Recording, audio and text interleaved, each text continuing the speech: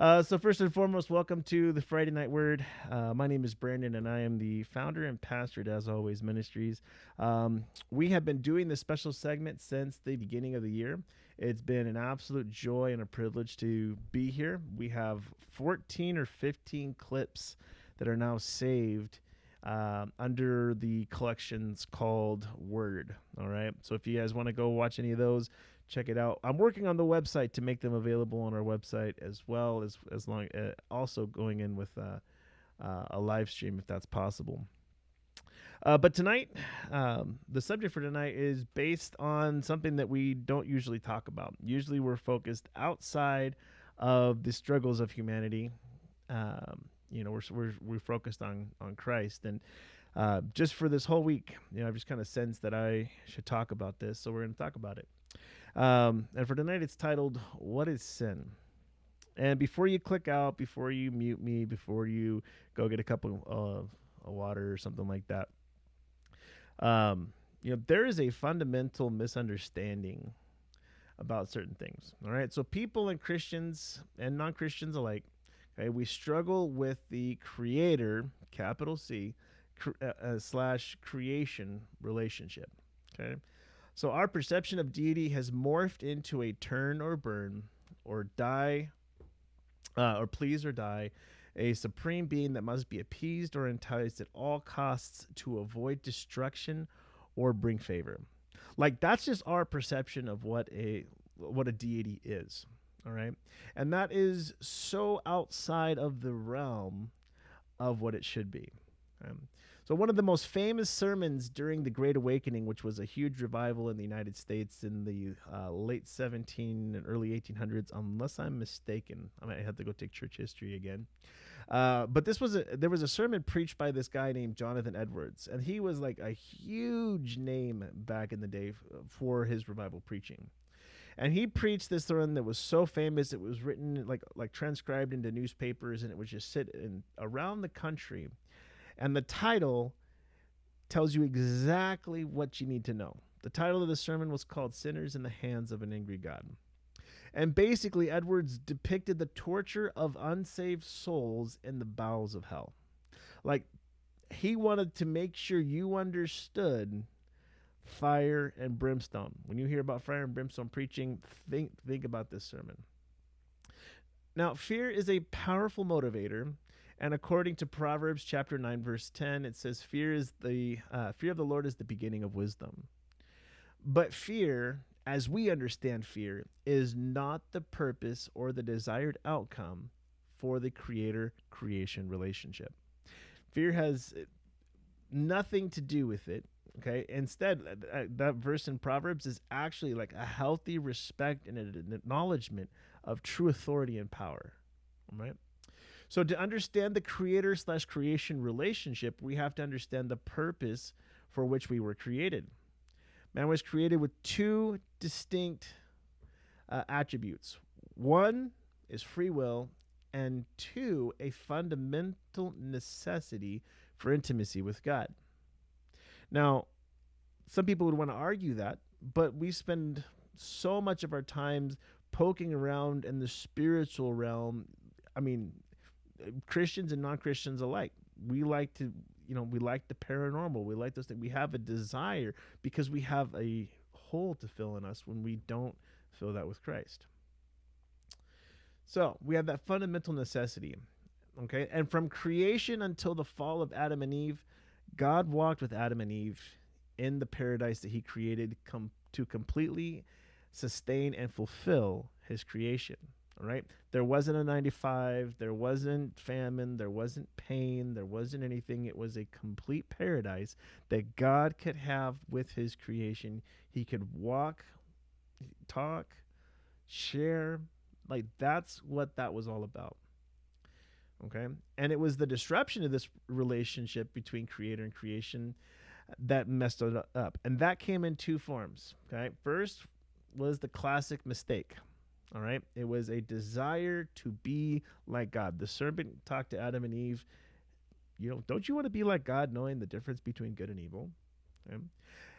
And secondly, it happened because of disobedience. God had been very specific to Adam and Eve about two trees that they were not to eat from. Eve repeated it back to the serpent. It's not like she forgot. Okay.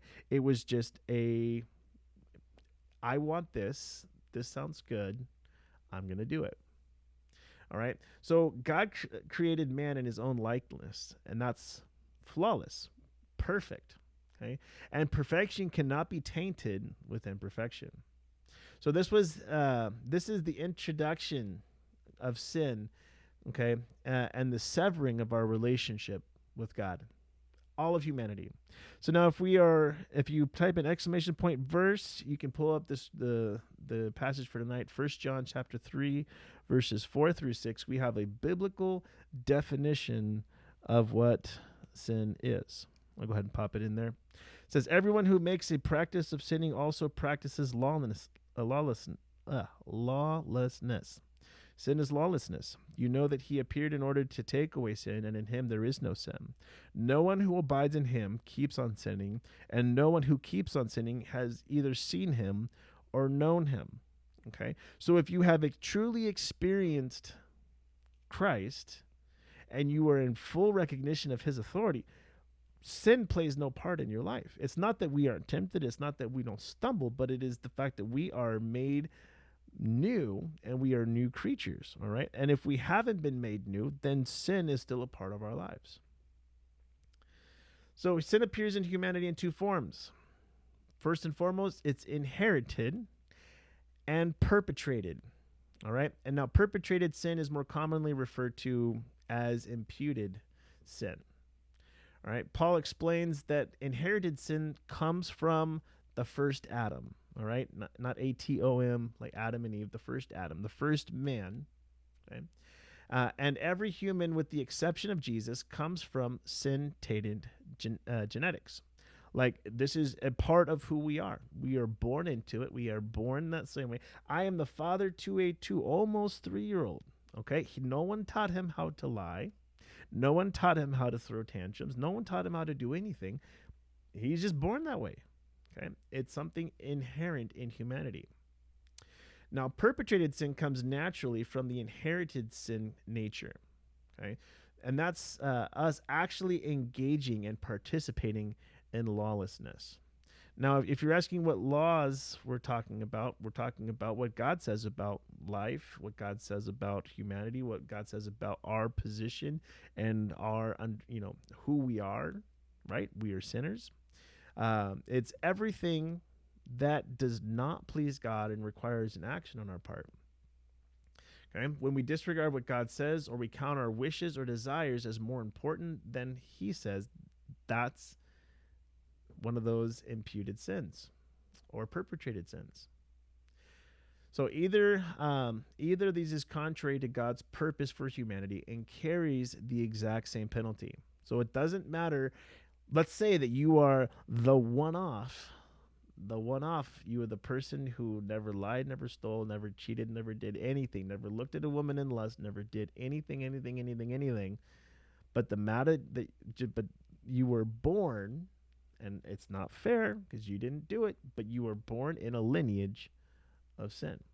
Okay? Now, I don't think that anybody like that actually exists. Okay? It's not who we are.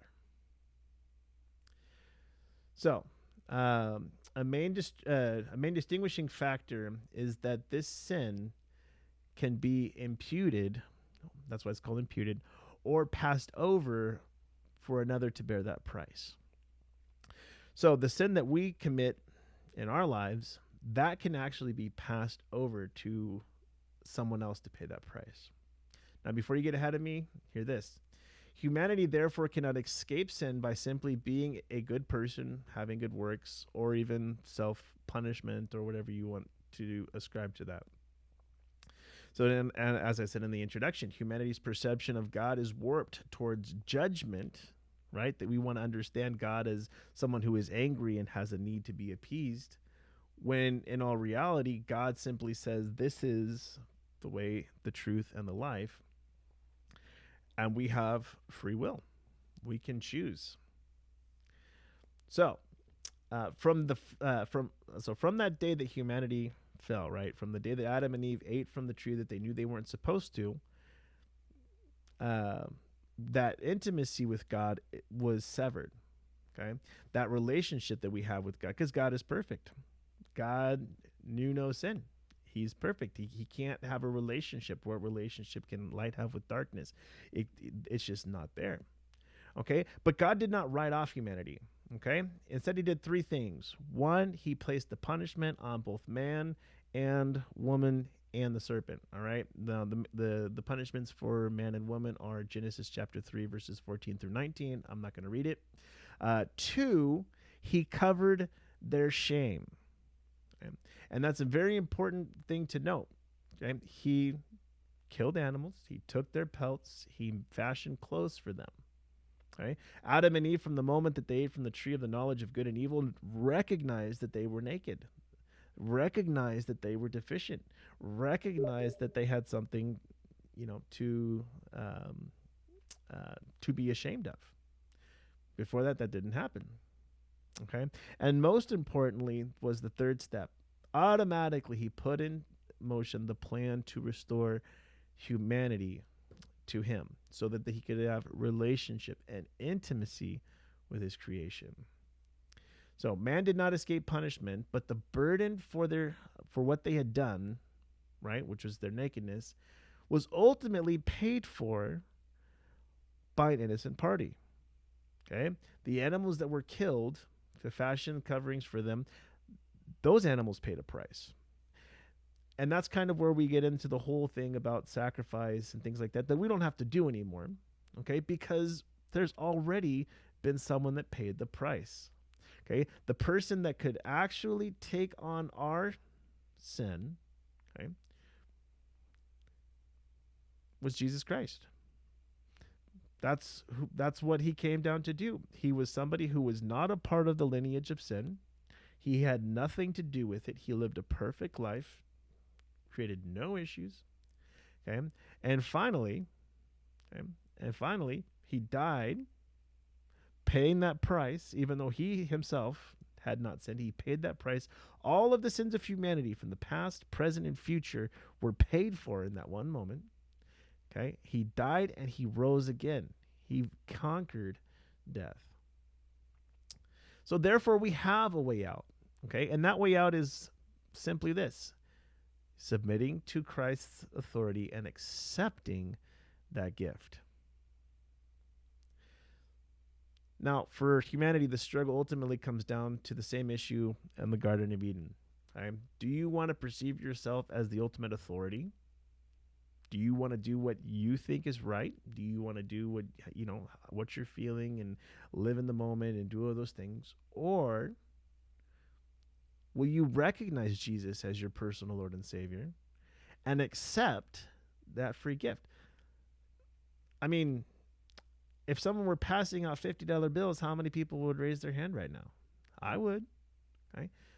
Now, this is something that has already been done. It's already been paid for. Okay. He paid the price for you and me. Okay. He expressed his true nature. He expressed his love for humanity, his love for the creation that had turned its back on him, by enduring the same fate that we were destined to endure.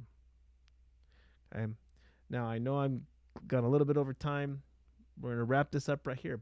But I challenge you, believers, Christians, have you fully submitted to Christ, or are you hung up on something? Turn it over to him. All right. I can speak from personal experience. You are not doing yourself any favors by not submitting to his complete authority. And for those that are not Christians, there are so many misperceptions and all these things about who God is. But God speaks very clearly about who he is. And not only does he speak, but he also demonstrates. So he showed that love for you and I. He showed that there was something to be done for humanity. He paid that price for you and me. Now, if you were somebody here who would like to have a conversation about this, dig a little bit deeper, whatever you want to call it, please, by all means, reach out to me. I would love to have a conversation with you. If you're seeing this on YouTube or Facebook, my information is in the description of the video. You can send me an email. You can send me a Facebook, Instagram message, Discord. The Discord link is in there as well. However you want to do it. Okay. But please don't wait another minute. Reach out if you want to comment and chat right now. I would love to have that conversation with you. All right. So we're going to end this stream right here. Thank you, or not the stream. We're going to end this segment right here. But thank you so much for tuning in, for watching this. All right. And if you felt challenged or if you felt whatever, please don't hesitate to call. Don't hesitate to reach out to your church leaders or whoever it is. Please seek out. Okay. And I would love to just have a conversation with you. And with that, we're going to conclude. We're going to get back to some games. But God bless you. We will see you here next Friday night at 10:30 p.m.